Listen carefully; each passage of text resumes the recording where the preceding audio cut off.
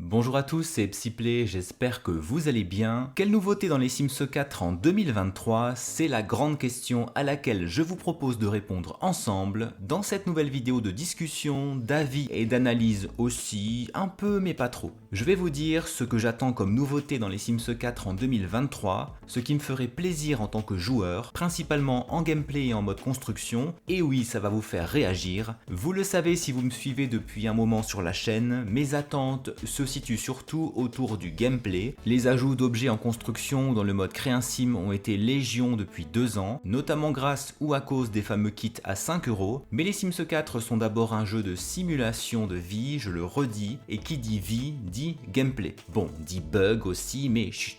Je tiens à préciser que cette liste de nouveautés n'est pas déconnectée de la réalité, de la technologie du jeu ou de ses limites, et de son développement ces dernières années. Cela pourrait faire l'objet d'une autre vidéo, mes objets ou contenus rêvés dans les Sims 4. Pour celle-ci en tout cas, je vais essayer d'allier le rêve à la réalité. Par conséquent, je me demanderai pour chaque nouveauté si elle est possible et sous quelle forme pourrait-elle arriver. Il y aura donc une touche de spéculation, mais ce ne sera pas l'angle principal de cette vidéo. Vous l'avez compris, l'objectif est de discuter de nos envies et de se faire plaisir, car nous en avons encore pour quelques années avec les Sims 4, donc nous pouvons espérer de nouveaux contenus qui vont améliorer le jeu. J'en profite pour vous remercier pour vos retours en commentaire hyper intéressants sous ma dernière vidéo La fin des Sims 4. Merci pour vos likes de soutien et pour vos vues. Nous ne sommes pas tous d'accord et ce sera sûrement le cas aujourd'hui. Vos envies de nouveautés ne sont pas forcément les mêmes que les miennes et que d'autres abonnés, mais ça crée la discussion, la réflexion, le partage et c'est génial. C'est ça une communauté. En toute fin de vidéo, je vous dirai quel est mon top 3 dans ces nouveautés, pas facile de n'en prendre que 3, et je vous proposerai bien sûr de dire quel est votre top 3 ou top 10, c'est vous qui décidez. Si cette vidéo vous plaît, n'hésitez pas à vous abonner, mais aussi à mettre un like et à écrire un commentaire pour soutenir la chaîne. Concrètement, cela permet à YouTube de comprendre que vous aimez la vidéo, et donc il la propose davantage à d'autres fans des Sims. J'adore vous lire et discuter en commentaire. Première nouveauté qui m'est venue à l'esprit, ce sont les poussettes bien sûr. La mise à jour des nourrissons, une nouvelle tranche d'âge entre les bébés et les bambins a été annoncée pour le début de l'année 2023 dans le jeu de base. Ce qui va différencier les nourrissons des bébés, c'est qu'ils pourront sortir de leur berceau et marcher à 4 pattes. Ils ne seront pas capables de marcher sur 2 jambes a priori, puisque c'est réservé aux bambins. J'imagine qu'avec eux viendra la poussette, qui nous permettra de les promener en extérieur, devant la maison, dans le quartier, qui est semi-ouvert, on ne peut pas aller très loin, et au-delà dans d'autres terrains résidentiels ou communautaires. Franchement, promener les nourrissons dans des poussettes pour les emmener au parc, à la garderie, au restaurant ou chez leurs grands-parents, ce serait adorable, non?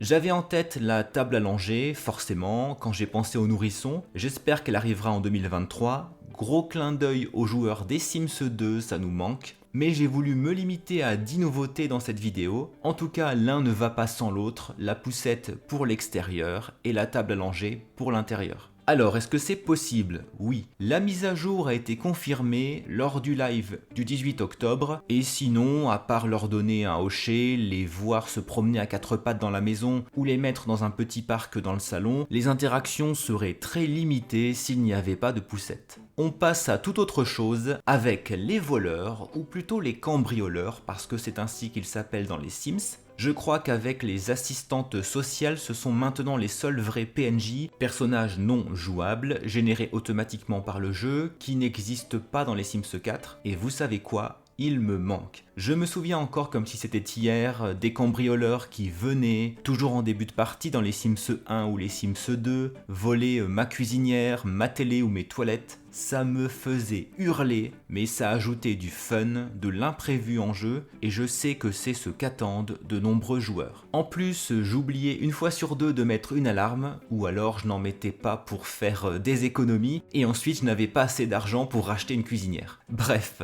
je vous laisse imaginer à quel point je rageais, mais au moins j'avais un objectif en début de partie, travailler dur pour pouvoir racheter une cuisinière et ne pas mourir de faim. Possible ou pas, je dirais plutôt oui, parce que les pompiers ont finalement fait leur retour en 2020, après 6 ans d'absence, peut-être que les voleurs sont moins demandés. Ce qui m'a fait penser à eux aussi, c'est la nouvelle interaction qui vient avec la fenêtre qui permet aux adolescents de quitter la maison en douce. Dans Année lycée, les ados semblent marcher sur la pointe des pieds pour être discrets, comme les voleurs le faisaient. Si l'animation existe déjà dans les Sims 4, il ne reste plus qu'à créer des voleurs comme PNJ, une alarme et peut-être un policier qui viendrait les arrêter. Le hic est que les policiers sont un contenu présent dans l'extension au travail, alors peut-être un refresh d'au travail, ou alors on oublie les voleurs, ce qui serait dommage. Place à la construction avec les escaliers en colimaçon, c'est probablement l'un des gros contenus attendus pour le mode construction, déjà bien fourni dans les Sims 4. Il nous permettrait de gagner de la place parce que les escaliers actuels en prennent beaucoup. Il y a eu les échelles, les plateformes et maintenant les murs arrondis, donc je crois que c'est possible en 2023 ou en 2024 éventuellement.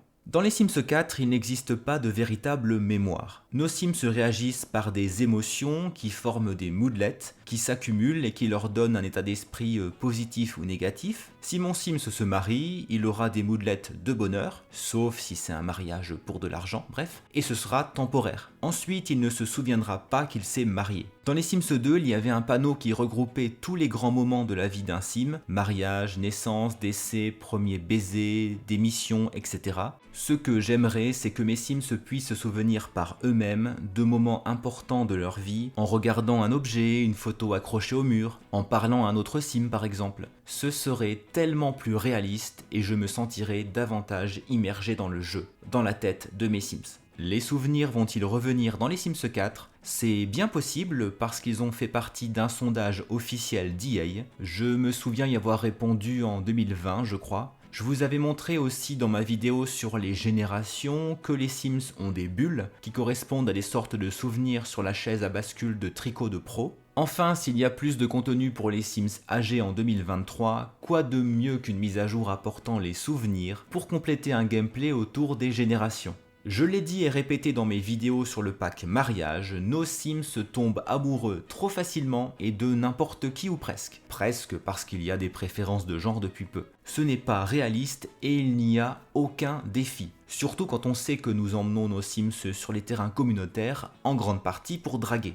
Je rêve d'un système d'attraction basé sur ce qui existe dans la vraie vie, des préférences de couleur de cheveux, de traits de caractère, de style de vie ou de look, pourquoi pas. Imaginez comme Don Lothario galérerait pour enchaîner les conquêtes. Cela rendrait les rencontres amoureuses plus intéressantes, un peu plus complexes et profondes. C'est ça que j'attends pour les Sims 4, de la profondeur. Des préférences amoureuses, on y croit, est-ce possible ? Il était évident pour moi qu'elles arriveraient avec le pack de jeux mariage, ce qui l'aurait rendu beaucoup plus intéressant. Cela n'a pas été le cas, les préférences doivent continuer à être développées, alors peut-être que je peux encore y croire. Partons sur autre chose avec une nouveauté que je souhaite depuis un moment, un monde, une map en Afrique. C'est le seul continent qui n'est pas représenté dans les Sims 4, ce qui n'est pas juste, et c'est une demande qui est souvent exprimée par une partie de la communauté qui veut une meilleure représentation des cultures africaines. Les joueurs s'étaient mobilisés pour qu'il y ait plus de couleurs de peau et ça a payé, puisqu'il y en a énormément à présent. J'imagine déjà les magnifiques objets du mode construction.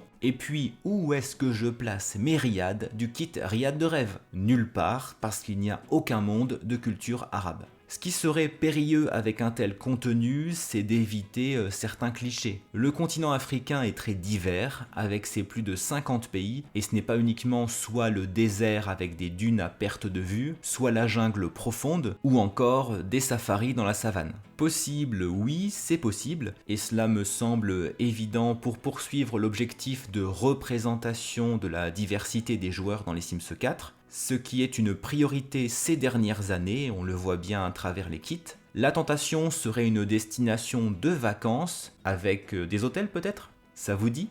Pourquoi n'a-t-on toujours pas de carrière de chanteur dans les Sims 4 ? Je suis persuadé qu'elle plairait aux joueurs. C'est un des rêves de carrière artistique par excellence et on pouvait penser qu'elle arriverait avec l'extension Heure de gloire. mais non. Elle est centrée sur une carrière d'acteur qui est bien faite d'ailleurs. Nous pouvons chanter dans les Sims 4, nous produire devant un public et obtenir de la célébrité ainsi que des pourboires, mais c'est un métier bricolé, pour le dire comme ça. Dans les Sims 3 Showtime, il y avait une véritable carrière avec la possibilité de se produire dans des bars au début et d'aller jusqu'à des salles de concert pour chanter devant des fans en délire. En plus, j'ai une sim dans ma partie privée qui attend désespérément de devenir la prochaine Mariah Carey.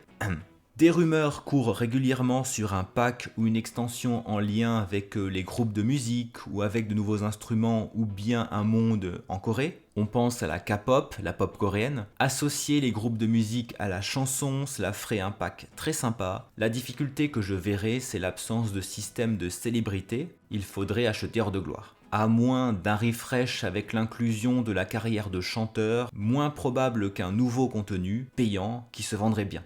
Ensuite, il y a ce que j'appelle les terrains multifonctions ou avec plusieurs types. Actuellement, nous devons choisir si notre terrain est résidentiel, si c'est un bar, un restaurant ou bien un magasin. Pourquoi ne peut-on pas habiter sur un terrain sur lequel nous pourrions ouvrir un commerce et gérer ce commerce sans devoir acheter un autre lot, donc faire des déplacements et subir des écrans de chargement? Je rêve de pouvoir construire une boutique avec un appartement au-dessus, mais que le tout soit fonctionnel. Je pense que ça changerait la vie de pas mal de constructeurs et de joueurs qui aiment le gameplay. D'ailleurs, je vous conseille fortement d'aller voir la vidéo d'Anne-Hélène sur sa chaîne Destin Croisé. Elle a construit une quincaillerie pour les pancakes. C'est réaliste comme tout ce qu'elle fait et hyper agréable à regarder en gameplay. J'ai adoré sa vidéo. Je vous mets le lien en description. Si vous aimez la construction, le gameplay et les PNJ, vous allez dévorer ces vidéos.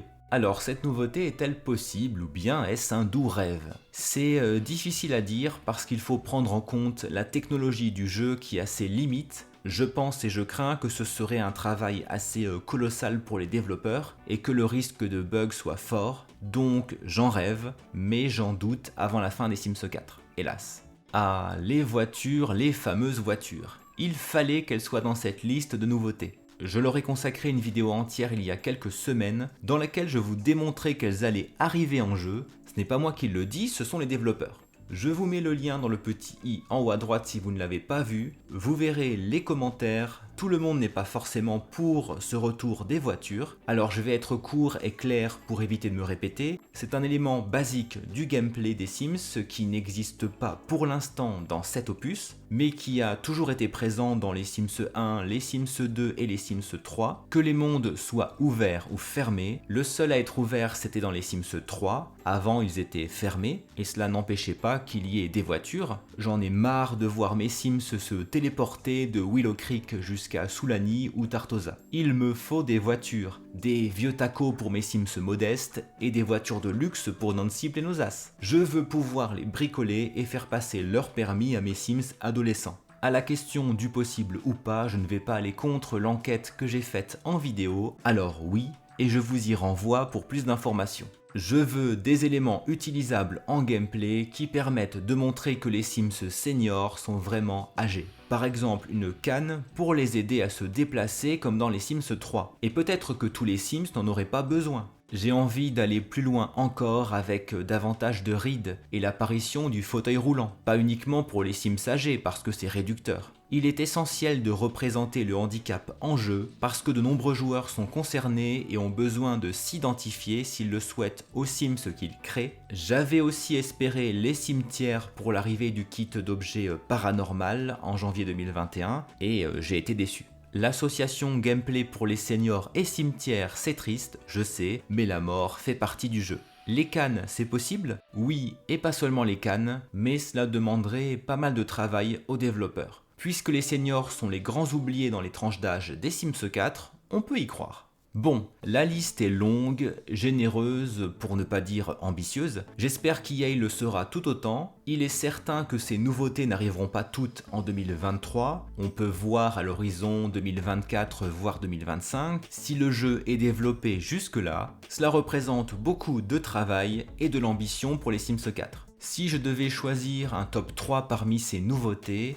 qui seraient mes priorités pour améliorer le jeu, Je prendrai le système d'attraction pour un gameplay amoureux plus réaliste et difficile, des terrains multifonctions parce que ça changerait ma façon de construire et de jouer aussi, et peut-être bien les souvenirs, j'hésitais avec les voitures, pour un meilleur gameplay familial et générationnel. J'en reviens toujours au réalisme et à la profondeur du jeu parce que c'est ce que j'attends. J'ai vraiment hâte de lire vos commentaires, avez-vous les mêmes vœux que moi et sinon pourquoi? Quels sont vos autres souhaits de nouveautés et quel serait votre top 3? Pas facile je sais. Ou votre top 10, c'est vous qui choisissez. Faites-vous plaisir. N'oubliez pas le petit like de soutien, merci beaucoup d'avoir regardé cette vidéo jusqu'au bout. On se retrouve en commentaire, à très bientôt.